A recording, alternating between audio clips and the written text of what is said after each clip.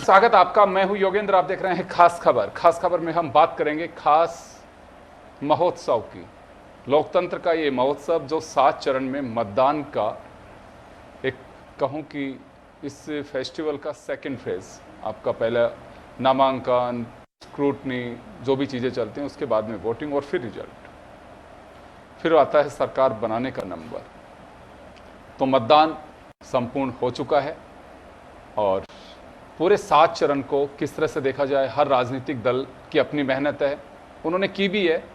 और इस पूरे 7 चरण का जो टाइम लगभग 1.5 महीने का चला, उसको किस तरह से देखा जाता है, क्या कुछ खास रहेगा, किसके क्या दावे हैं, पूरे अगर इसके बात करें तो सबकी निगाहें इसी पे टिकी हुई हैं कि क्या नरेंद्र मोदी के नेतृत्व में तीसरी पारी बीजेपी खेलेगी एनडीए गठबंधन के साथ में, या फिर इंडिया गठबंधन का कब्जा होगा और दूसरे जो दल हैं जो किसी के साथ भी नहीं हैं, उनकी क्या भूमिका होगी। तो एग्जिट पोल तो नहीं है, लेकिन पूरे इलेक्शन कैंपेन को उनके स्पोक्स पर्सन, उनके कार्यकर्ता, उनके नेता नज़दीकी से देखा है और उनके उसके बाद में क्या दावे हैं, तो हम जन टीवी के माध्यम से आपको अवगत कराएंगे। क्योंकि देखिए, शरीर की बीमारी के बारे में खुद को भी एहसास हो जाता है कि वीकनेस आ रही है या मैं बिल्कुल एनर्जेटिक हूँ, तो आपके शरीर के बारे में आपको कुछ हो सकता है, कुछ चीज़ें नहीं मालूम चल पाती हैं, कुछ बीमारियाँ ऐसी भी होती हैं, लेकिन पता चल जाता है कि हाँ कुछ चल रहा है। तो हमारे साथ इस पूरे जो 1.5 महीने का सफ़र रहा और हमारे साथ वक्त वक्त पर जुड़ते रहे स्पोक्स पर्सन अलग अलग पार्टियों से, वो आज हमारे साथ स्टूडियो में मौजूद हैं। उन्हीं से हम चर्चा करेंगे कि पूरे इलेक्शन को किस तरह से देखा उन्होंने और अब उनका क्या दावा है चुनाव से मतगणना से पहले का। तो हमारे साथ सीपीएम से भंवर सिंह जी हैं और सीबी यादव जी कांग्रेस से हमारे साथ में हैं, विष्णु कुलवाल साहब बीएसपी से हमारे साथ में हैं, देवेंद्र यादव हमारे साथ आम आदमी पार्टी से हैं। मैं सीबी यादव जी आपके पास में आना चाहूँगा। पूरा इलेक्शन कैंपेन रहा और निगाहें आप पे भी टिकी हुई हैं कांग्रेस के नेतृत्व में, क्योंकि साथ में इंडिया गठबंधन बना है और एनडीए गठबंधन की लीडरशिप बीजेपी के पास में है। तो क्या दावा आपका पूरा इलेक्शन कैंपेन आपने देखा, अपने अपना जिसके पास में जो भी अल्फाज थे, आपके पास में प्लानिंग्स थी, उनको जरिए स्टेज पब्लिक के बीच पहुंचाने की कोशिश की है। अब कितना धरातल पे उतर पा रहा है वो वादा, दावा? योगेंद्र जी, जैसे कोई बहुत बड़े दावे करना और कुछ सीटों की संख्या बढ़ा देना, जैसे 400 पार, 300 पार, ये अपने आप में मैं ये मानता हूँ कि लोकतंत्र को और इस देश की जनता को नकारना होता है। इंडिया गठबंधन ने जो आज मीटिंग की है, अलग अलग नेताओं का जो फीडबैक है, और चूंकि ये एक सबसे इम्पोर्टेंट चीज़ होती है आपकी क्रेडिबिलिटी, आपकी विश्वसनीयता, आप जो बोलते हो उस पर कितने खरे उतरे हो या आप ऐसे ही केवल दावे करते हो। कम से कम कांग्रेस के बारे में ये कथन कभी नहीं कहा जा सकता कि वो कभी हवाई दावा कभी किया हो। हमने पूरे चुनाव में कभी नहीं बोला। हमारा आज जो इंडिया गठबंधन के जो सभी घटक दलों से बातचीत करने के पश्चात ये एक बात बहुत क्लियर है कि इंडिया गठबंधन सरकार बनाने के लिए पर्याप्त मेजोरिटी की संख्या जो एक तय भी किए कि लगभग 395 के आसपास हमारा आंकड़ा, जो अलग अलग फीडबैक के आधार पे है, अंतिम तौर पर हम नहीं कह सकते हैं क्योंकि अंतिम तौर पर तो जनता निर्णायक है। लेकिन एक बात बहुत क्लियर है योगेंद्र जी, जब चुनाव शुरू हुए और उससे पहले जिस तरह से इस देश के भीतर एक डिक्टेटरशिप का स्वरूप देखने को मिला, कांग्रेस के खातों को फ्रीज कर दिया गया, विपक्ष के नेताओं को जेल में डाल दिया गया था, इंडिया गठबंधन जो बन रहा था उसको तरह तरह से बदनाम किया गया और कहा कि इस तरह का कोई गठबंधन नहीं बनेगा, और इवन इस गठबंधन को बहुत ही कुत्सित, बहुत निचले स्तर पर जाकर के तोड़ने की कोशिश की गई और एक तरह का नैरेटिव 400 पार का एक नैरेटिव देके और पूरा मीडिया प्रबंधन करके ऐसा एक एटमॉस्फेयर क्रिएट किया गया जैसे तो कोई एक पार्टी सिस्टम इस देश के भीतर हो गया है। लेकिन उसके बाद आप देखेंगे कि तमाम चीजों के नकारने के बाद में एक चीज बहुत क्लियर है, इस देश के भीतर इस देश की जनता की जो लोकतांत्रिक आत्मा है वो मरी नहीं है। बिना संसाधनों के इंडिया गठबंधन ने ये चुनाव लड़ा है। एक तरफ पूरी संस्थाएं थी, पूरा मीडिया प्रबंधन था, एक अथाह भंडार जो गैर कानूनी और असंवैधानिक तरीके से, मैं कह रहा हूं, बहुत उन बीप कंपनियों तक का भी पैसा लेकर के हजारों हजारों करोड़ रुपए जो इन्होंने इलीगल तरीके से इकट्ठा किया, उस पैसे को ये झोंके और उन तमाम शक्तियों को उन्होंने प्रयोग किया। चुनाव के भीतर जो जिस तरह का चुनाव कैंपेनिंग लिया, उसमें कभी एक शब्द नहीं बताया कि हमने 10 साल के चले मैं लेकिन एक बात जानना चाहूंगा सीबी यादव साहब, बात यहाँ पे अब जनता के जेहन में उतरने की है।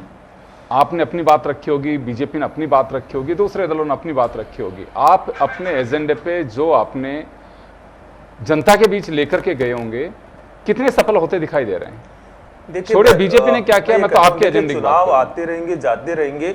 चुनाव होना, चुनाव का परिणाम इतना मायना नहीं रखता है जितना देश के राजनीतिक संस्कृति की गिरावट होना, और उसमें भी एक प्रधानमंत्री पद की ऐसी गिरावट देखना इस देश को शर्मिंदा किया है दुनिया के सामने। और इस देश का आम नागरिक भी शर्मिंदा हुआ है कि इस देश का प्रधानमंत्री इतने निचले स्तर की बात करता है। लेकिन वोट में तो उसका फायदा मिल रहा है आपको? नहीं, देखिए क्या होता है, मैं आपको फिर एक बात कहता हूँ, चुनाव परिणाम, देखिए यार, ये सब चीजें एक जगह है, लेकिन ये जो राजनीतिक संस्कृति विकसित की, विपक्ष के खातों को फ्रीज कर देना, विपक्ष पर तरह तरह के वो लगा देना, और चुनाव में जो भाषा प्रयोग करना, जिस तरह का कम्युनल और जिस तरह की हिंसक बातें करना, चुनाव में कहीं एक शब्द नरेंद्र मोदी जी की बेरोजगारी और महंगाई में, कहता हूँ CSDS का एक आंकड़ा, मैं एक बात जानना चाहूंगा सर, दो बड़े देखिए सीबी यादव साहब, पूरे 1.5 महीने के कार्यकाल जो टाइम रहा उसमें हमने सबने यही बातें की हैं। मैं सिर्फ इतना सा जानना चाह रहा हूं कि सत्ता पक्ष में 50 बुराइयां होंगी, आप लोग पब्लिक के बीच भी लेके गए होंगे, आप अपने एजेंडे पे कितने सफल होते दे रहे हो, मैं सिर्फ वो जानना चाह रहा हूं। इसमें कोई डाउट नहीं है, जिस तरह से जनता का समर्थन मिला वो इतना जबरदस्त समर्थन था कि जनता ऐसा विपक्ष बिना संसाधनों के जो चुनाव लड़ रहा था उसमें जनता ही उसकी सबसे बड़ी संसाधन बनी। इस चुनाव की अगर एक कहानी लिखी जाएगी तो ये कहानी होगी कि सबसे बड़ा जो संसाधन जो बनी वो आम देश की जो आम नागरिक, जो गरीब आदमी था, वो बाहर निकल के आया। और इस चुनाव में कहीं लेवल प्लेइंग नहीं था। पब्लिक तो कहाँ निकल करके आई? वोटिंग परसेंटेज ही पहले के चुनाव से कम निकल के चला गया। वोटिंग परसेंटेज भी ऐसा नहीं है, जो जिन लोगों में इस देश के लोकतंत्र को और संविधान को बचाने की भावना है वो लोग वोट देने। चलिए मैं वापस आऊंगा आपके पास, वापस आऊंगा मैं पूरे कंपेनिंग के। चलिए मैं सर वापस लौट रहा हूं, वापस आप आगे वापस आ रहा हूं। देश के लोकतंत्र सीबी यादव साहब मैं वापस लौट रहा हूं आपके पास में, मैं वापस आऊंगा। मैं भंवर सिंह जी के पास में जाना चाहूंगा। भंवर सिंह जी, क्या लगता है, आप इंडिया गठबंधन के हिस्सा भी हैं और दूसरी तरफ केरल में आप आमने सामने चुनाव भी लड़ रहे हैं, राजस्थान में गठबंधन कर रहे हैं, दूसरी जगह गठबंधन कर रहे हैं, तो ये कुछ समझ में आ नहीं रहा था पब्लिक के भी, और पूरा इलेक्शन कैंपेन भी आप लोगों का। हाँ, वो बात अलग है, आप जो गठबंधन में एक दूसरे को कोई तकलीफ नहीं रही तो क्या मानेंगे, जब हमें तकलीफ नहीं तो पब्लिक को क्या तकलीफ है। खैर, आप अपने एजेंडे पे अब कितना कायम है और क्या लग रहा है अब आपको, क्योंकि वोटिंग हो चुकी है, अब तो हमें 4 तारीख के रिजल्ट का इंतजार है। मैं एग्जिट पोल पे नहीं हूं, मैं तो आप ही लोगों के माध्यम से समझना चाह रहा हूं कि इस पूरा इलेक्शन को नजदीक से देखा आप लोगों ने, लड़ा, अब उसके रिजल्ट अपनी नजरिए से आप जनता के बीच क्या देना चाहेंगे? देखिए भाई साहब, ये ऐसा है कि जो चुनाव हुआ है उसके 7 चरण आज पूरे हो रहे हैं। अभी चुनाव कुछ जगह चल रहा है जो नहीं वो छोड़िए, देखिए नहीं मैं बता हो गया वो तो हो गया ये मान के चलिए, आप तो हो गया, अब जो अंदर है वो वोट डाल देंगे। बिल्कुल बिल्कुल। 2019 के चुनाव को जब हम देखते हैं उसके हिसाब से एनालिसिस अभी करेंगे तो आप देखते हैं कि 272 सीटों पर टर्नआउट घटा है इस बार, 272, और आज का रिजल्ट जो आएगा वो और थोड़ा उसको प्रभावित करेगा। तो जब 303 सीट जब भाजपा ने जीती तो उसका 37% वोट देश में उसको मिला था, लेकिन इस बार 37% वोट उसको मिल नहीं सकता है, ये निश्चित है, इसमें कोई दो राय नहीं है। क्योंकि आप देख रहे हैं आम आदमी की समस्याओं पर कोई फोकस जो है सत्ताधारी दल का नहीं था।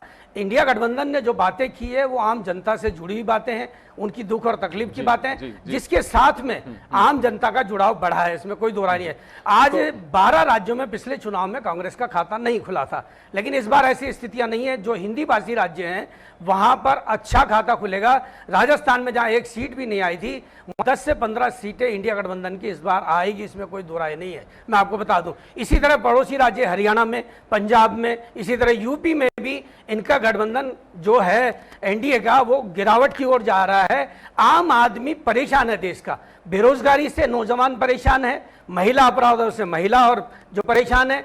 आज जो हमारी देश की जनता को काम चाहिए वो काम नहीं मिलने से नौजवान मैं माफी चाहूंगा। देखिए अब कल कोई वोटिंग नहीं है, अगर हम आज कहें कि नरेंद्र मोदी अहंकारी हैं, उन्होंने ये सब चीजें कह चुके हैं, मैं वो बोल ही नहीं रहा, रिजल्ट पे आना चाह रहा हूं।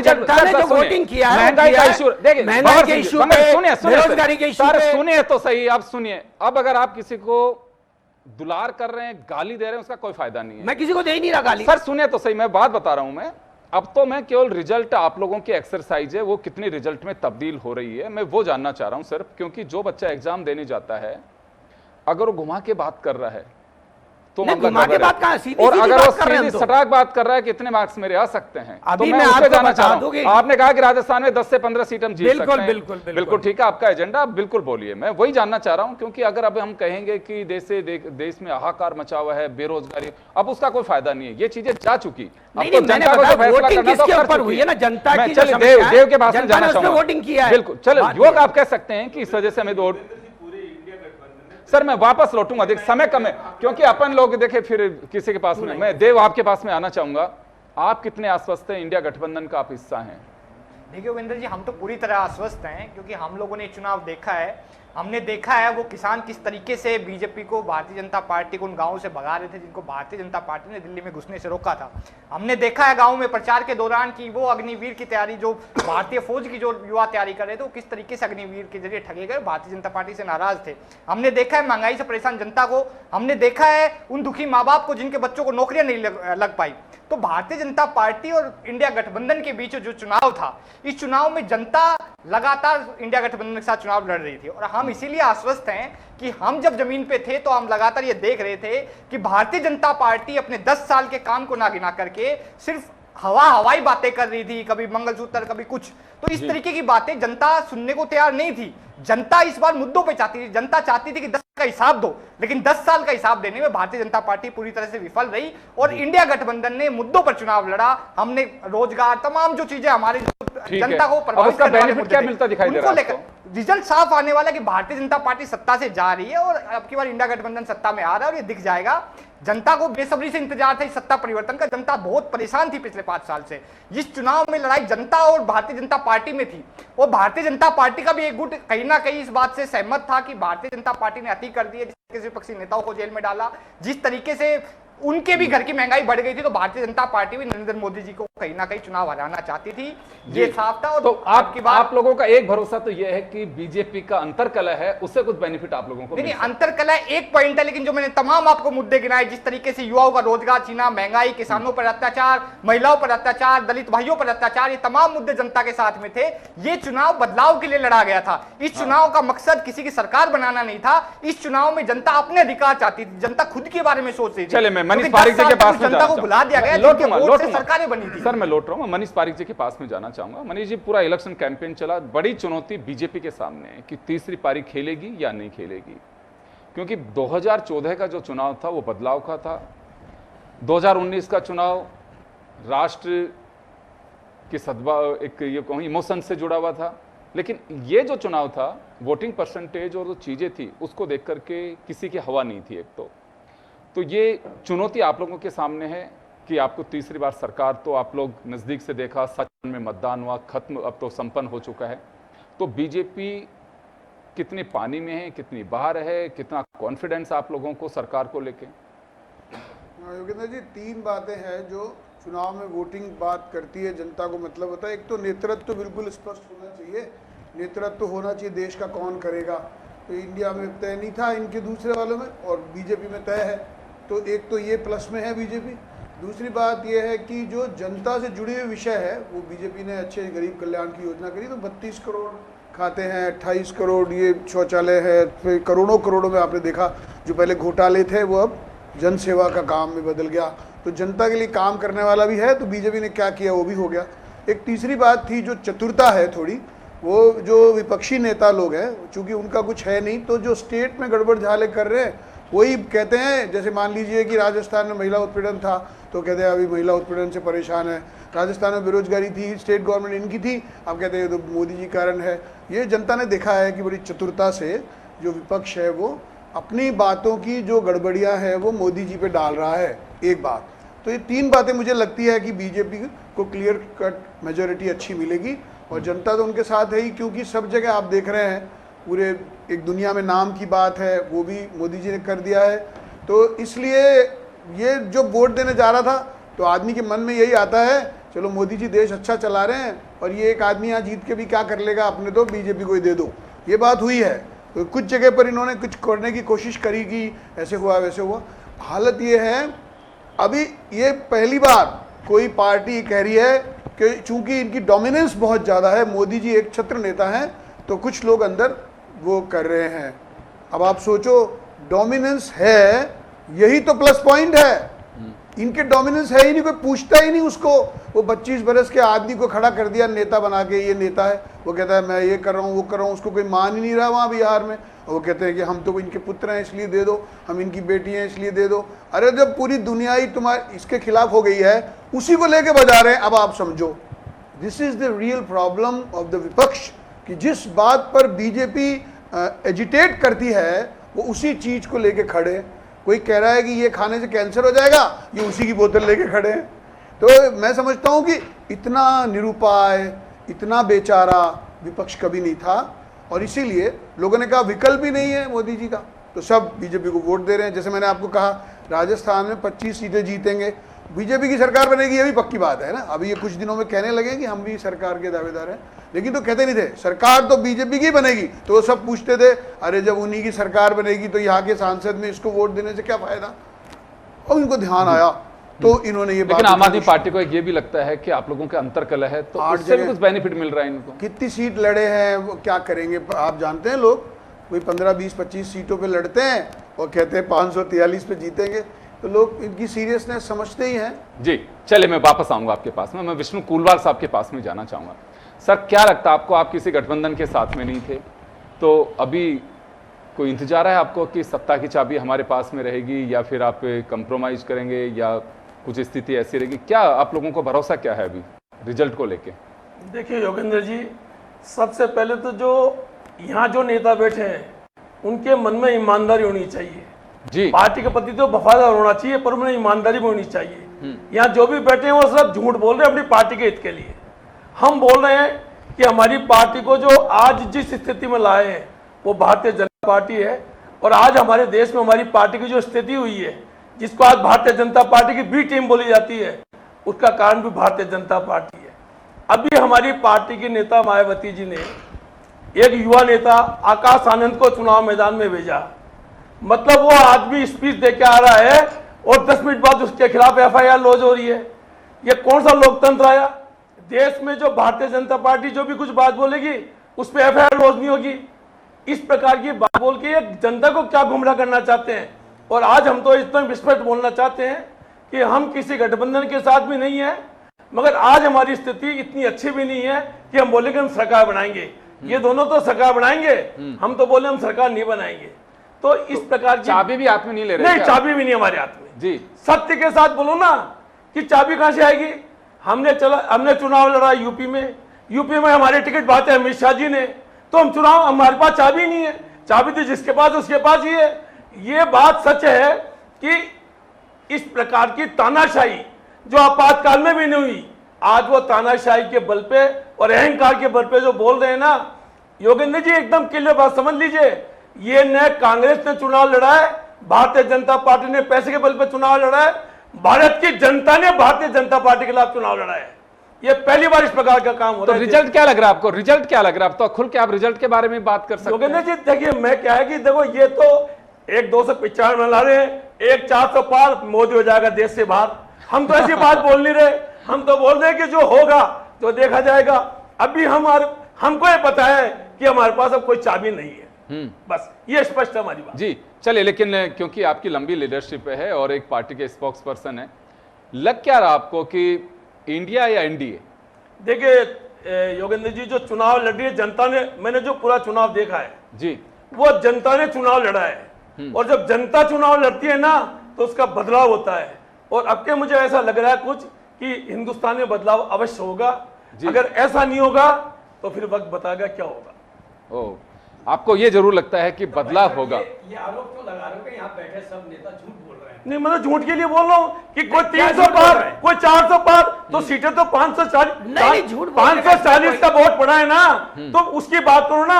आप 295 ये 400 की बात कितने हो गए जोड़ो, 700 तो हो गई। अब बाकी तो हम कोई बच्चे भी नहीं है। अरे तो इसलिए वो अपना झूठ बोल रहे हैं। भाई साहब, आपने बोला 15 सीट आएगी और 15 नहीं आई तो क्या करोगे आप? नहीं वो तो करेंगे क्या, जनता का आकलन है। आकलन नहीं, जनता का नहीं, आप खुद का आकलन है। कुलवाल साहब, हाँ वही तो, हम तो व्यक्तिगत जनता का ही तो आकलन होता है ये। जनता चुनाव लड़ रही है नहीं आप खुद ही हिंदुस्तान में, आप खुद ही बोल रहे हो, आप खुद ही बोल रहे हो कि जनता ने चुनाव लड़ा है बस और बदलाव होगा। वो आप कहां से फैसला तो करेंगे? आपकी बात को ही आप झूठा क्यों नहीं कर रहे हो? नहीं नहीं, मैंने मेरी बात झूठा नहीं बोला, मैंने मेरी पार्टी आप कह रहे हो कि जनता लड़ रही है, जो बोला, जो मैंने मेरी पार्टी बदलाव करेगी, तो हम वही बात बोल रहे हैं, हम भी यही कह रहे हैं। बदलाव करेगी तो हम भी तो यही कह रहे हैं। आपने सीटें फाइनल कर दी। नहीं सीटें नहीं, वो पूछ रहे हैं कि कितनी सीट। देखिए अपना हम जो चर्चा चाह रहे हैं, चर्चा ये होती है भाई, पब्लिक कितना पब्लिक संभावना है, आप संभावना है ये लोग तो। पब्लिक के बीच में रहे, चाहे कोई भाई से भी हो, जनता के सब बीच लोग गए ना अपन। आप सब लोग गए। मैं तो वो जानना चाह रहा हूं कि आप अपनी पार्टी के खाते में क्या डाल रहे हैं। देखिए हम एग्जिट पोल के लिए कोई हमने एक्सरसाइज नहीं की, क्योंकि कई बार हम एग्जिट पोल पे चर्चा करते हैं तो आप ही लोग कहते हैं कि देखिए इन पे यकीन नहीं। अगर मैं बहुत अच्छी बात कहूंगा कि मेरे साथ बीजेपी के एक नेता बैठे थे असेंबली इलेक्शन में, तो उन्होंने कहा कि चलिए हमारे फेवर में आ रहा है एग्जिट पोल, लेकिन मैं इस पे भी यकीन नहीं करता, मैं खारिज करता हूं इसको। मेरा अपना एक वो है, और क्योंकि एग्जिट पोल पे कोई भरोसा करने की बात नहीं। हाँ मैं मेरा अपना दावा कर सकता हूँ, पार्टी का दावा कर सकता हूँ, लेकिन एग्जिट पोल पे मुझे यकीन नहीं। मैं उसी दिन पे सोच करके मैंने विचार किया कि राजनीतिक दलों का अपना पोल क्या है, उनका अपना एग्जिट पोल क्या है, वो क्या चाहते हैं कि हाँ बिल्कुल हम इसके आसपास आ रहे हैं। तो मैं एक छोटे से ब्रेक के लिए रुकूंगा, ब्रेक के बाद हम जल्द लौटेंगे और आंकड़े की बात करेंगे। सभी राजनीतिक दलों के नुमाइंदे, इंडिया गठबंधन को कोई एग्जिट आप आंकड़ा बता सकते हैं कि हाँ हमारे इसके आसपास की सीटें आ सकती हैं, या कांग्रेस का दावा करते हैं। राजस्थान पे भी आप जरूर बोलिएगा कि राजस्थान में क्या लग रहा है आपको, इंडिया गठबंधन में क्या और कांग्रेस की क्या स्थिति है। देखिए अभी शास्त्री जी, विष्णु जी बोल रहे थे, हर पार्टी का अपना एक इंटेलिजेंस सिस्टम होता है, एक फीडबैक सिस्टम होता है, और सभी पार्टियां रखती है अपने उनका अपने वार रूम होते हैं, डेटा एनालिसिस होते हैं। हमारी पार्टी का भी है। आज इंडिया गठबंधन के सभी घटक दल मिलके इस बात पे सीटों की संख्या पे भी विचार हुआ है, और उसमें एक बात बहुत क्लियरली है कि इंडिया गठबंधन मेजोरिटी के साथ सरकार बना रहा है, इसमें कोई संदेह नहीं है। ऐसा जनता का जो समर्थन है, और उससे बिल्कुल ये एक बात बिल्कुल क्लियर है। तो इंडिया गठबंधन ही बनाएगा या किसी का सहयोग लोगे और भी किसी का? नहीं, अभी तक तो जो इंडिया गठबंधन अपने आप में पूर्ण मेजोरिटी की पूरी संभावना है, वो तो बाद की स्थितियां क्या रहती है क्या नहीं रहती है अभी, और 2 दिन 3 दिन का हमको वेट कर लेना चाहिए। और ये बात यानी कि आप ये मान के चल रहे हैं 272 प्लस आपकी सीट आ रही है। हाँ, ये इंडिया डेफिनेटली। गठबंधन। तो राजस्थान में क्या लग रहा है आपको? राजस्थान उसका आंकड़ा आज जो हमने एनालिसिस किया वो 295 के आसपास हमारे खड़के जी ने बताया भी है, राष्ट्रीय अध्यक्ष जी ने 295 आप इंडिया गठबंधन का आंकड़ा बता रहे हैं। का आंकड़ा, और आधिकारिक रूप से मीडिया से भी बताया, मैं नहीं बता रहा बल्कि हमारे राष्ट्रीय अध्यक्ष जी ने ये बताया है। जो दूसरी चीज है कि आप देखेंगे योगेंद्र जी, ये इससे ज्यादा प्रत्यक्ष प्रमाण क्या होगा, एक पार्टी का स्पोक्स पर्सन आपके कैमरा के सामने कह रहा है कि मेरी पार्टी, जो कि नेशनल पार्टी थी 1 साल पहले, अभी भी हाँ, एक राष्ट्रीय पार्टी ये कहती है योगेंद्र जी कि उसका स्पोक्स पर्सन कैमरे के सामने कहता है कि हमारी टिकट अमित शाह जी बांटे हैं। तो आप सोच सकते हैं कि इस देश के भीतर क्या चलिए हुआ है। मैं ये अपने आप में कोई छोटी बात नहीं है किसी स्पोक्स पर्सन का इस तरह से स्वीकार कर लेना। राजस्थान में क्या लग रहा है? एक नेशनल राजस्थान में क्या लग रहा है? ये खतरनाक बात है, बहुत खतरनाक बात चलिए है, इससे ज्यादा। सर ये देखिए इलेक्शन में कई जगह उठी सब नहीं, बातें, कैसे ये उसका कोई- कोई ये सर आपको साधारण फायदा बात नहीं नहीं है, मैं इस इस लोकतंत्र को पे खत्म सर करने सुनिए से ज्यादा कोई प्रत्यक्ष सीपी प्रमाण यादव नहीं है। साहब सुनिए, आज अपने पास में लिमिटेड समय, मैं कोई एक एजेंडे पे चर्चा राजस्थान करना पे- चाह रहा हूं। राजस्थान को लेके क्या? राजस्थान पे हम इतना मानते हैं कि राजस्थान में हमारी सीटें भारतीय जनता पार्टी से ज्यादा आएगी। गठबंधन की तीनों जो आप लोग गठबंधन की सरकार, बीएपी, सीपीएम, हनुमान बेनीवाल और आप, आपके अलावा 3 गठबंधन में सहयोगी थे, आपको एक सीट पे लड़े। बीजेपी से ज्यादा आएगी। हम ये कभी नहीं करेंगे हमारी 25, चाहे 1 सीट आ सकती है, 2 ज्यादा आ सकती है, लेकिन हमारी सीट उनसे ज्यादा रहेगी। चलिए ये हमारा आकलन है, इंटरनल आकलन है हमारा, ये दावा नहीं है हमारा डेटा एनालिसिस पे, हमारा इंटरनल आकलन है। चलिए मैं एक छोटा सा जानना चाहूंगा कि कौन कौन सी सीट का दावा है आपका? अब ये तो अब 2 दिन का इसको डिस्क्लोज नहीं कर सकते, लेकिन अब क्या हो जाएगा? क्या सभी बहुत क्लोज कंटेस्ट है, बहुत ज्यादा डिफरेंसेस नहीं है, बल्कि जो सीटें देखो, कुछ सीटें मैं आपको बता सकता हूँ जो बहुत क्लोज है और जहां हम जीत रहे हैं, जैसे कोटा, ये हम सीट जीत रहे हैं। जोधपुर जिसको आप कह रहे हो, मैं उन सीटों की बात कर रहा हूँ जो आप चूरू, सीकर, नागौर, बांसवाड़ा, दौसा, ये तो सभी लोग आप बता रहे हो, लेकिन कुछ ऐसी सीटें जो हम आज मैं आपके ऑन कैमरा कह रहा हूँ और बाद में आए, जो हमारी सीट जो जीत रहे हैं, जिसको आप कह रहे हो, हम कोटा सीट जीत रहे हैं, हम जोधपुर सीट जीत रहे हैं, हम जयपुर ग्रामीण, 3 दिग्गज इनके हार रहे हैं। जी, तो भूपेंद्र यादव जी को आप जिता रहे हो? नहीं, मैं अलवर ये से। नहीं करा, वो मैं उनकी बात कह, वो तो आप ही जिता रहे हो भूपेंद्र, वहां तो कांग्रेस को आप ही जिता रहे हो। नहीं, मीडिया वाले ही जिता हम रहे हैं। किसी को नहीं जिता रहे, अभी ना बीजेपी को अलवर जिता रहे, ना तो कांग्रेस मीडिया को वाले जिता जिता रहे। मैं ये कह रहा हूँ जी। लेकिन मैं उनकी बात कर रहा हूँ, गजेंद्र सिंह जी मंत्री जी। हार रहे हैं, मैं उनकी बात कर रहा हूँ। कोटा में स्पीकर साहब हार रहे हैं, आप इससे अनुमान लगा सकते हैं कि क्या होने वाला है। और पूर्व राजस्थान के स्पीकर जयपुर ग्रामीण से हार रहे हैं। चले, मैं बमर सिंह जी आपके पास में आना चाहूँ। एक तो पहला मैं ये सवाल ये जानना चाहूँ, इस बार ईवीएम पे तो भरोसा है अपने को? ईवीएम तो अभी कई जगह आपने देखा फेल्योर भी हुई है उसके, हाँ। लेकिन आप देखते हैं कि दुनिया लेकिन रिजल्ट फेल थोड़ी हो रहे हैं। नहीं, मेरा कहना एक बात है कि दुनिया का जो सबसे बड़ा अपने आप को लोकतंत्र का कहते हैं अमेरिका वगैरह ना, वहां भी आप देखते हो वोटिंग ईवीएम से नहीं हो रहा है। आज जापान जिसने इसका इजाद किया वो ईवीएम से वोटिंग नहीं कराता है, जापान ने ही ये मशीनें बनाई है, वो वोटिंग नहीं कराता है। तो भारत में अगर आप देखते हैं तो ईवीएम से क्या है, इसको हैंग किया जा सकता है। आपके बड़े बड़े कैमरा हैंग, ये मोबाइल हैंग कर लेते हैं, तो वो तो एक छोटी सी मशीन है, उसको हैंग करके दिखा भी रहे हैं लोग कि हम दिखा देंगे आपको, लेकिन चुनाव आयोग उसको देखना ही नहीं चाहता है। तो ये अगर आप मतदान अगर बैलेट पेपर से करवाते हैं तो क्या तकलीफ है आपको?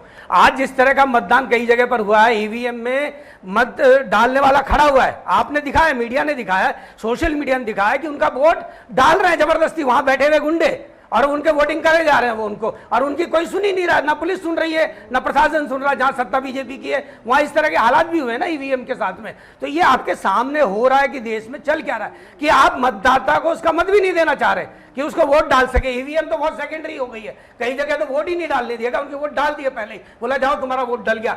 वो खड़ी है मतदाता, महिला खड़ी है, उसका वोट डाल दिया, उनके सामने ही डाल रहे हैं आंख मीच करके। तो ये जो परिस्थितियां देश में बन रही है ये ठीक नहीं है, ये लोकतंत्र के हित में नहीं है। जो इस बार हुआ है, जिस तरह की भाषाओं का इस्तेमाल देश में एक प्रधानमंत्री के द्वारा किया जा रहा है, वो भी बहुत गलत हुआ देश के अंदर। आपका क्या दावा है? इंडिया गठबंधन का हिस्सा है, इंडिया कितने सीट दे गठबंधन रहे हैं इस आप? बार जीतेगा, 100% जीतेगा, इसमें कोई दो राय नहीं है। क्योंकि 2014 के आज आंकड़े देखते हैं तो 37% तो बीजेपी को मिला है। उसके अलावा जो सर, अब बाकी वोट सीटें खिलाफ लगभग क्या सीट 300 के लगभग सीटें जो है वो इंडिया गठबंधन की आएगी, इसमें कोई दो राय नहीं है। और राजस्थान में अभी कितने दे रहे हैं? तमिलनाडु का वो आंकड़ा बता, सीट आ रही है बीजेपी की, आपके यहाँ से चल रहा है टीवी सामने, एक सीट तमिलनाडु सर, में मैंने पहले BJP गुजारिश जीतने किया। जा रही है। पहले- राजस्थान के अंदर जो आप सीटें पूछ रहे हो, मैं कह रहा हूं चूरू, झुंझुनू, सीकर, हनुमान में निवाल, भाटी, जोधपुर, दौसा, करौली, जयपुर शहर, इवन शहर भी जीत सकती है कांग्रेस, मैं आपको ये बोल रहा हूं। और ग्रामीण, कोटा, सीटें अलवर, कितनी आ ये रही हैं? सीटें यहाँ पर आ रही है। कितनी राजस्थान में। कितनी सीट? ये सीटें यहाँ पर कितनी? करीबन 15 सीटें के आसपास जो है जो इंडिया गठबंधन जीतेगा इस बार में। चौंकाने वाले परिणाम होंगे, अच्छे अच्छे दिग्गज धराशायी होंगे जो अपने आप को खुदा समझ रहे हैं इस देश के अंदर कि हम ही सब कुछ हैं।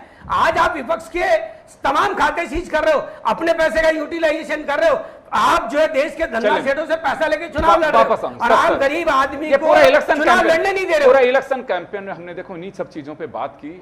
अब क्योंकि मैं इस वजह से आपको रोकना चाह रहा हूं कि अपने पास एक तो समय कम है, दूसरा अब इन चीजों का कोई अर्थ नहीं है। हम डिबेट करेंगे 4 तारीख को पूरी तरह से आप लोगों के साथ में है कि क्या क्या कारण जीतने के और हारने, किसी की जीत होगी किसी की हार होगी। मैं उस पर जरूर आप लोगों को वक्त दूंगा। पूरा दिन भर हम पैनल डिस्कशन में यही सब करेंगे कि ये सब कुछ हो रहा है वो कैसे हो गया। मैं देव आपके पास में आना चाहूंगा, आप भी कुछ दावा करेंगे क्योंकि इंडिया गठबंधन का हिस्सा हैं आप लोग। पहले तो दिल्ली को लेकर के आप दिल्ली रुके हैं, वहां पर एक राजस्थान को लेकर मैं जरूर जानना चाहूंगा आपसे।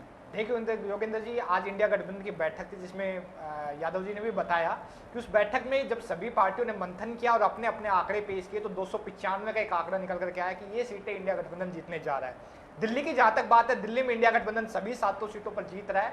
भारतीय जनता पार्टी ने दिल्ली में तो पहले ही हार मान ली थी, इन्होंने अपने 6 उम्मीदवार चुनाव के एंड पहले बदल दिए थे, तो साफ बता रहे कि दिल्ली में तो चुनाव भारतीय जनता पार्टी पहले ही हारी हुई थी। पंजाब में आम आदमी पार्टी मैदान में, पंजाब में भारतीय जनता पार्टी के उम्मीदवारों को गांवों में नहीं घुसने दिया, उसके वीडियो लगातार वायरल हुए, वहां भी आम आदमी पार्टी एक तरफा जीत रही है। दूसरी बात, एक देखने वाली बात ये कि देखिए जिन सीटों पर अभी मतदान की बात हो रही थी, थोड़े पहले भारतीय जनता पार्टी के साथ ही कह रहे थे कि मोदी जी उम्मीद थे इसलिए लोग वोट डालने निकले। मैं इनके आंकड़ों की हवा निकाल सकता हूं, एक मिनट आप देखिए। अलवर से मैं आता हूं, अलवर में सबसे मजबूत सीट भारतीय जनता पार्टी की बहरोड है, जहां 20 साल से जीत रहे हैं। बहरोड में 12% वोटिंग गिर गई। जयपुर की बात कर लीजिए, पिछली बार तो निर्दलीय जीता, निर्दलीय पिछली बार जीता, लेकिन वहां कांग्रेस नहीं जीतती, वहां भारतीय जनता पार्टी जीतती है या फिर जो है बीजेपी जीतती है। तो लेकिन आप देखिए वहां पे इनकी 12% वोटिंग गिर गई। राजस्थान की बात कीजिए, राजस्थान में जयपुर की बात कीजिए, नए नए सीएम बने भजन लाल जी की विधानसभा में 8% वोटिंग गिर गई। इनकी मालवीय नगर में वोटिंग गिरी है, जहां जहां भारतीय जनता पार्टी जीती है हर जगह वोटिंग गिरी है। लेकिन इससे उसका साफ आंकड़े पे पता लग रहा है कि मोदी जी उम्मीद नहीं थे, जीत हार पे मोदी क्या जी असर आएगा? निराशा थे। डिफरेंस हो सकता है। डिफरेंस में बता रहा हूं, देखिए 12% वोटिंग गिर जाने, 8% वोटिंग एक नए नवेले सीएम जो 3 महीने 4 महीने पहले बने, अगर उनकी विधानसभा में लोग भारतीय जनता पार्टी को मतदान करने के लिए नहीं निकल रहे तो साफ पता लग रहा है कि जनता कितनी नाराज है भारतीय जनता पार्टी से। तो भारतीय जनता पार्टी की जिस तरीके से तानाशाही, भारतीय जनता पार्टी के प्रवक्ता एक्सेप्ट कर रहे थे कि हमारे यहाँ तानाशाही, लेकिन वो अच्छी है। तानाशाही कहीं भी अच्छी नहीं होती है। भारतीय जनता पार्टी के तो नेता लोकतंत्र की बात करते थे, लेकिन भारतीय जनता पार्टी तो आज खुलेआम कह रही है कि हम तानाशाही हमारे लिए अच्छी है। तो भारतीय जनता पार्टी और जनता के बीच चुनाव था, जनता ने चुनाव लड़ा है। इस बार माँ बाप अपने बच्चों की नौकरी के लिए लड़ रहे थे, देश का अन्नदाता अपनी हक की लड़ाई लड़ रहा था। देश के जो वीर, जो हमारे फौजी हैं, उनको जिस तरीके से आर्मी को कमजोर करने का काम गठबंधन को कितनी सीटें मिल रही हैं? वो युवा लड़, गठबंधन 295 से ज्यादा सीटें ला रहा है, इंडिया गठबंधन सरकार बना रहा है। भारतीय जनता पार्टी का चुनावी कैंपेन जिस तरीके का था उससे साफ पता लग रहा है कि भारतीय जनता पार्टी पूरा हारा हुआ चुनाव लड़ रही थी। हर जगह जिस तरीके के 10 साल का आपका राज करने के बाद भी 5 काम भारतीय जनता पार्टी के प्रवक्ता नहीं गिना पाते हैं। ये विदेशों की बात, चलिए मैं वापस आऊंगा, मैं मनीष पारिक जी के पास में जानना चाहूंगा। मनीष जी, भाजपा का तो रिकॉर्ड भी राजनीतिक घोषित करती है, आधी पे मनीष जी 295 के आसपास, 295 से 300 तक का दावा है इंडिया गठबंधन का कि ये सीटें हम जीत रहे हैं। और सीबी यादव साहब का कहना है, भंवर सिंह जी का कहना है कि हवा में नहीं है, हमारे एक एक सीट का जो एनालिसिस किया हम उसके आधार पे, ये दावा इनका है। आपका दावा भी 400 पार है?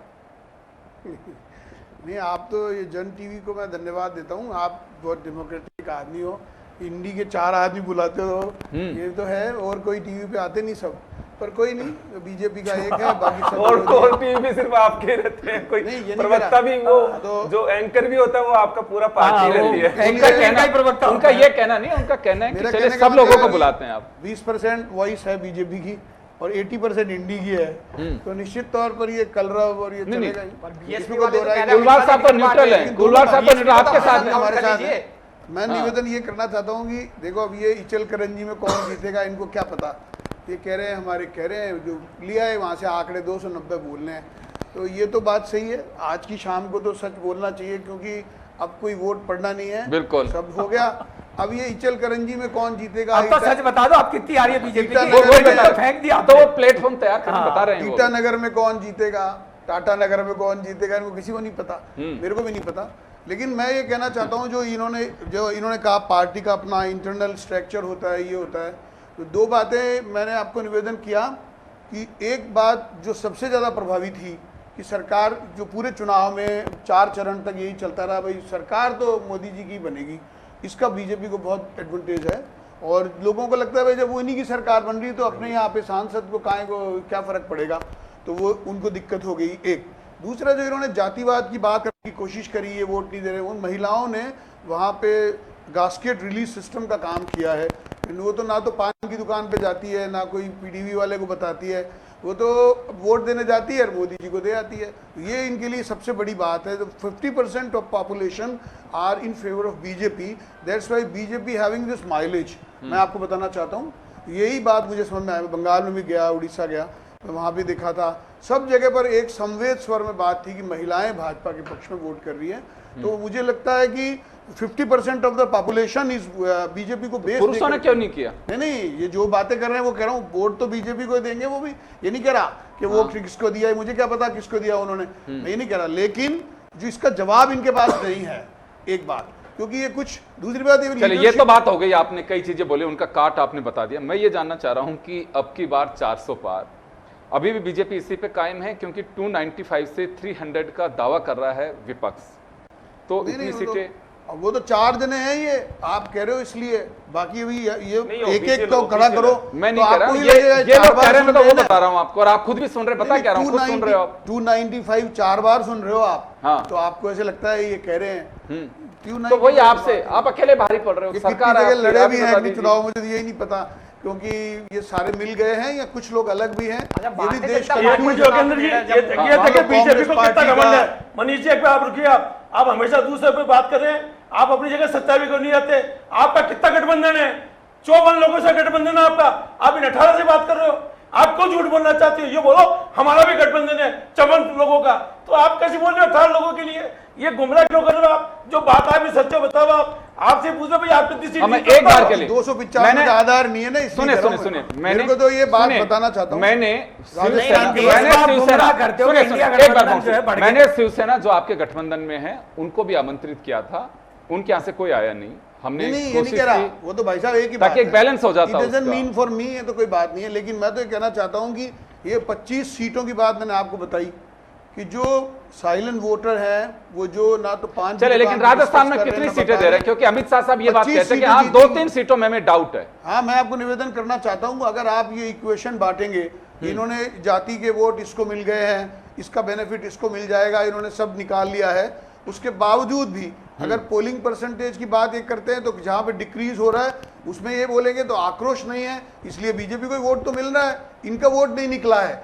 अगर किसी सरकार के चलिए, ये तो सब बात होता है, आप सीट कितनी दे रहे हो? सीट कितनी दे रहे हो? सीट कितनी दे रहे हो बीजेपी? 25 सीट कहूंगा राजस्थान में, 25 में 400 पार, देश में 400 पार। मैं आपको टोटल इसलिए बता रहा हूं कि 70 सीटों का इजाफा होना चाहिए। बंगाल में 10 सीटें बढ़ रही है, और जो उड़ीसा में है 12 सीटें बढ़ेगी, तमिलनाडु में 3-4 सीट पहली बार आएगी, ऐसे मतलब कई बातें हैं, केरल में आ रही है। तो ये जोड़ बनता है, ये 49 सीट तो निश्चित बढ़ रही है वहां।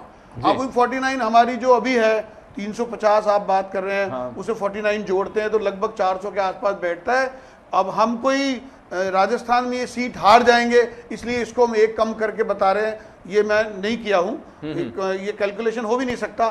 निश्चित तौर पर 74 सीटें बढ़ेगी अगर, तो उसमें से 10-15 सीटें कम भी हो सकती है, तो इसका आंकड़ा लगभग 400 के आसपास बैठता है। जी चलो, 353 थी पिछली बार आप लोगों की, और इस बार आपको 49 सीट बढ़ रही है इस बार। जी, तो 400 के पार आप लोग जाने का अब सोच रहे हैं। मैं कुलवाल साहब के पास में आना चाहूंगा। कुलवाल साहब, सबके अपने दावे हैं, 295 से 300 तक का इंडिया गठबंधन का दावा है। मनीष पारिक साहब कह रहे हैं कि हम 400 पार, बता भी दिया उन्होंने कि उड़ीसा में हमारी सीटें बढ़ रही हैं, वेस्ट बंगाल में हमारी सीटें बढ़ रही हैं, राजस्थान में तो जैसे था वैसे कि वैसे चल रहा है। उस तमाम जो दावे विपक्ष को उनको खारिज किया इन्होंने। पर आपको क्या लगता है कि 400 पार, 300 या फिर कुछ और ही खेल होगा? देखिए योगेंद्र जी, जो जनता ने वोट डाला है और जो वोट डाला है, जहाँ जातिवाद की बात भारतीय जनता पार्टी और कांग्रेस करती है, हम जातिवाद की बात नहीं करते हैं क्योंकि हम गरीब पार्टी के लोग हैं। जातिवाद का सवाल नहीं है। हिंदुस्तान में जो चुनाव हुआ है, ये 2014 के पहले जो चुनाव था वो चुनाव है 2014 में जो चुनाव हुआ उसका एकदम विपरीत चुनाव है 2024 में। क्योंकि 10 साल में प्रधानमंत्री मोदी जी का कोई भी उन्होंने अपना विकास कार्य नहीं बताया, उन्होंने सिर्फ जनता को गुमराह किया। और आज स्थिति है कि ये अपने आप को श्री राम जी से ऊपर और जगन्नाथपुरी में जगन्नाथ जी के मतलब मंदिर से भी ऊपर ये लोग बन गए हैं। तो जनता ने निश्चय कर लिया कि उनको सबक सिखाएगी और हिंदुस्तान में हो सकता है भारतीय जनता पार्टी की सरकार नहीं आएगी। ये हिंदुस्तान की जनता ने सोच लिया। चले, राजस्थान में आप मजबूती के साथ नहीं लड़े, कुछ सीटों पे आपने अपने कैंडिडेट खड़े किए, लेकिन राजस्थान में क्या लग रहा है आपको? देखिए योगेंद्र जी, हम तो राजस्थान में एक भी सीट नहीं जीतेंगे जी, जो हमारी बात है वहां एकदम क्लियर बात है। तो मनीष पारिक साहब की हैट्रिक रहेगी? नहीं, बिल्कुल नहीं रहेगी। अगर मनीष पारिक साहब ये बोलते हैं ना, तो 6 लोग यहाँ बैठे हैं, इनको मनीष पारिक साहब पार्टी देंगे, इनको पार्टी में दूंगा। मनीष 25 बोल रहे हैं ना। राजस्थान में जहां तक जहां मुझे लग रहा है जी 9-10 सीटें ये गठबंधन जीतेगा और 15-16 सीटें ये लोग जीतेंगे। ऐसा मेरा अब तक का जो राजनीतिक अनुभव है वो मैंने आपको बता दिया है। बाकी इजी चुनाव नहीं था ये, और ये जो जातिवाद में जो हिंदुओं को बांटा ना इन लोगों ने, वो हिंदू अब इनसे खिसक गए हैं, और वही कारण है कि आज भारतीय जनता पार्टी की हार हो रही है देश में। देश में हार बता रहे हैं आप? देश में बांटा ही नहीं, हम थोड़ी बांटेंगे। बिल्कुल आपने बांटा है। ये आपको वोट नहीं दे वो हिंदू नहीं, आपको वोट दे वो तो हिंदू। ये कौन आप लोगों को बोलते थे आप भी हिंदू नहीं हो? क्यों भाई हिंदू क्यों नहीं है? हम क्यों बांटेंगे?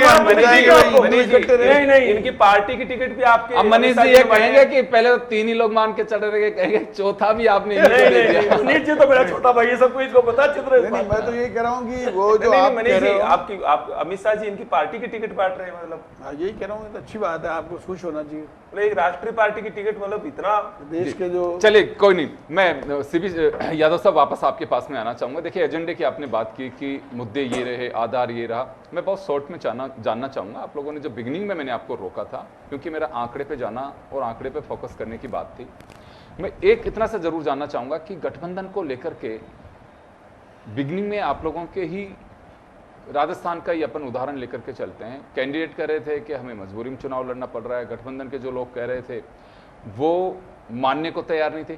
फिर किस हिसाब से आप दावा कर रहे हैं कि 295 हमारी सीटें आ रही हैं? बहुत शॉर्ट में चाहूंगा मैं क्योंकि सब जाना है मुझे। योगेंद्र जी, जब आप एक डेमोक्रेटिक प्रोसेस के तहत कोलिशन में जाते हो जी, दादागिरी से नहीं, ताकत के बल से नहीं, तो फिर उसमें ये नेचुरल प्रक्रिया है जो इंडिया गठबंधन में हुई है। इसमें कोई अतिशयोक्ति नहीं। दुनिया में भी कहीं अगर कोलिशन अलग अलग पार्टियां जो एक कॉमन मिनिमम प्रोग्राम के तहत आती है तो उनमें ये चीज नेचुरल होती है। हमारे भी जो शुरुआत में जो चीजें रही उसमें ये नेचुरल थी। ज्यादातर मीडिया और भारतीय जनता पार्टी ने तो यही कह दिया था कि ये जो इंडिया गठबंधन जैसा कोई है ही नहीं। इन्होंने आज तक भी हमारे इंडिया गठबंधन को इंडी बोलते हैं ये लोग, नहीं है। लेकिन मैं मनीष जी की एक बात से बिल्कुल सहमत हूं कि स्टार्टिंग में इन्होंने पूरा जो प्रोपेगेंडा था इनका मैनेजमेंट जो ताकत के बल पे, उस पर ये लोगों के दिमाग में बैठाने में सफल रहे थे चुनाव से पहले कि हाँ अब जो नरेंद्र मोदी है वो अपराजय है, ऐसी चीज।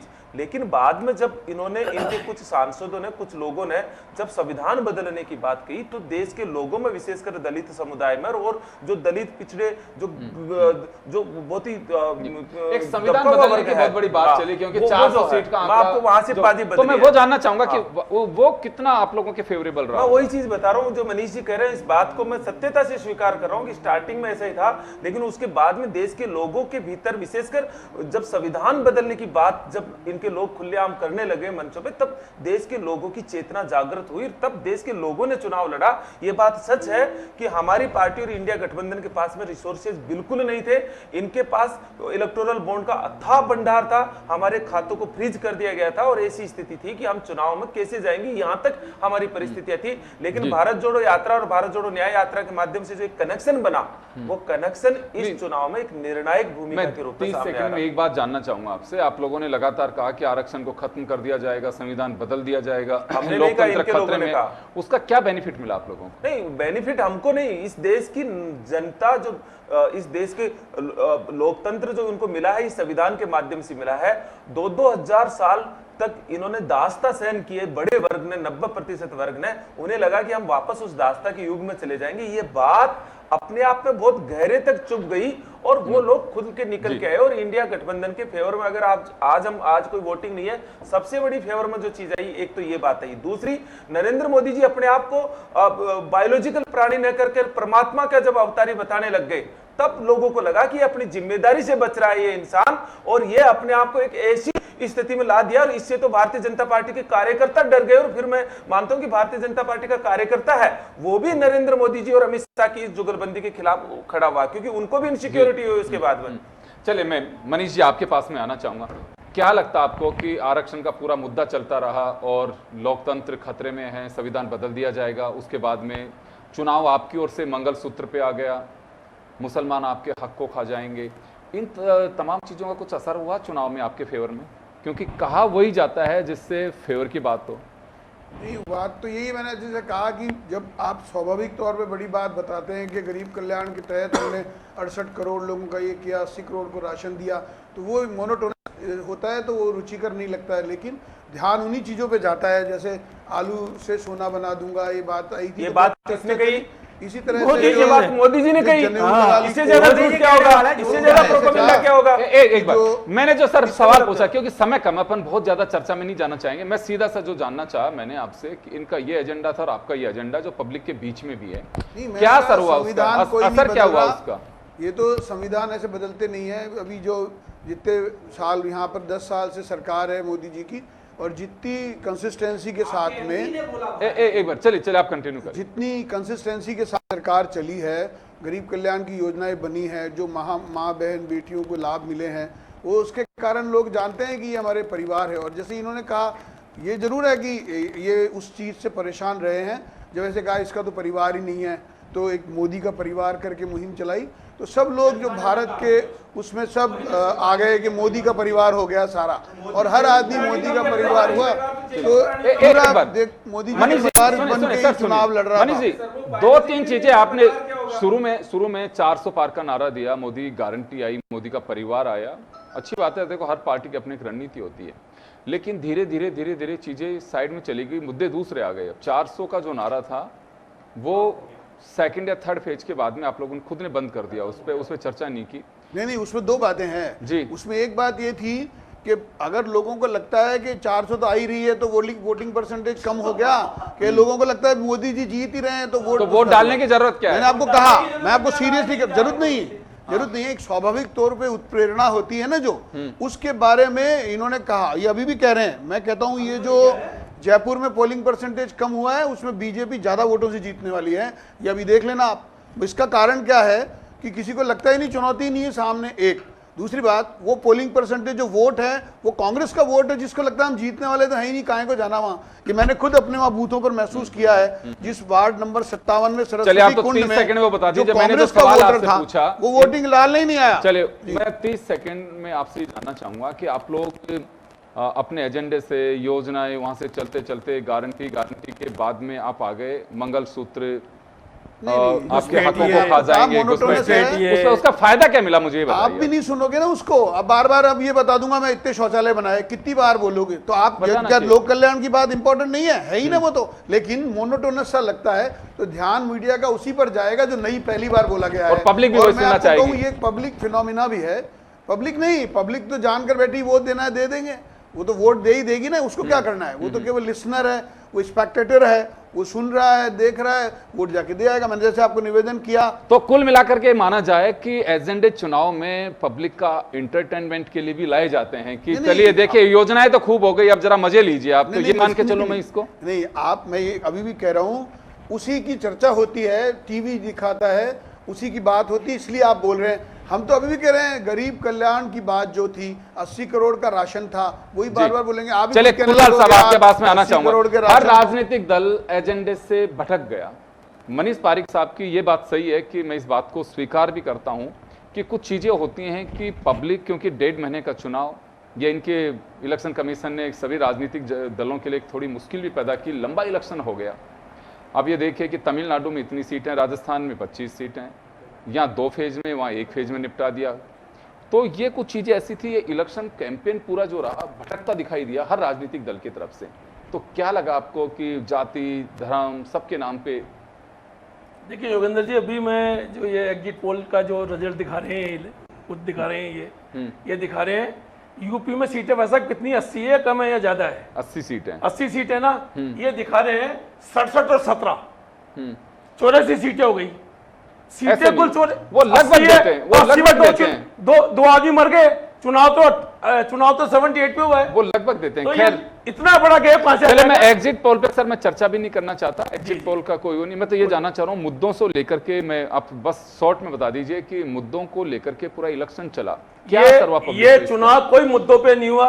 हाँ, ये चुनाव भारत की जनता ने चुनाव लड़ा है और भारतीय जनता पार्टी को चुनाव हराने के लिए चुनाव में जनता ने। चलिए, अभी तो 4 तारीख को पता चलेगा कि चुनाव जनता ने बीजेपी को जिताने के लिए लड़ा है या बीजेपी को हराने के लिए लड़ा है, क्योंकि एजेंडा एक ही है कि प्रधानमंत्री नरेंद्र मोदी तीसरी पारी खेलेंगे या नहीं। तो इसी से आ रहा होता है कि बीजेपी क्या हैट्रिक या फिर इंडिया गठबंधन की एंट्री। चलिए 4 तारीख को पता चलेगा। आप सभी का बहुत बहुत शुक्रिया और खास खबर में इतना ही। दीजिए इजाजत, नमस्कार।